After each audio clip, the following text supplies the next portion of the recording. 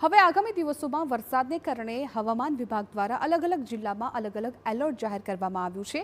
ગ્રાફિક્સના માધ્યમથી આપના સુધી પહોંચાડે કે કયા જિલ્લામાં રેડ એલર્ટ આપવામાં આવ્યું છે। આપ જુઓ, દક્ષિણમાં ખાસ તો નવસારી, વલસાડ, દમણ, દાદરાનગર હવેલીમાં રેડ એલર્ટ આપવામાં આવ્યું છે। 22 જુલાઈના દિવસે ભારેથી અતિભારે વરસાદની આ જિલ્લાઓમાં હવામાન વિભાગ દ્વારા શક્યતાઓ વ્યક્ત કરવામાં આવી છે। ત્યારબાદ વાત કરીએ ઓરેન્જ એલર્ટની। ઓરેન્જ એલર્ટમાં કયા જિલ્લા છે? એમાં પણ દક્ષિણ ગુજરાતનું સુરત, તાપી અને ડાંગ આ 3 જિલ્લાઓ છે કે જ્યાં 22 જુલાઈએ ઓરેન્જ એલર્ટ આપવામાં આવ્યું છે।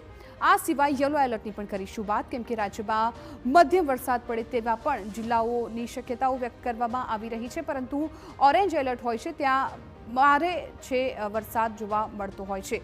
ઓરેન્જ એલર્ટમાં હજુ પણ કેટલાક જિલ્લાનો સમાવેશ થાય છે। નર્મદા, છોટાઉદેપુર, દાહોદ આ 3 જિલ્લાઓમાં પણ ઓરેન્જ એલર્ટ આપવામાં આવ્યું છે। આ સાથે અરવલ્લી, મહીસાગર, પંચમહાલમાં પણ હવામાન વિભાગ દ્વારા આ જિલ્લાઓમાં ઓરેન્જ એલર્ટ જાહેર કરવામાં આવ્યું। હવે વાત કરીશું ઓરેન્જ એલર્ટની કે જ્યાં સાબરકાંઠા, ગાંધીનગર, અમદાવાદ, ખેડા આ જિલ્લાઓમાં યલો એલર્ટ આપવામાં આવ્યું છે।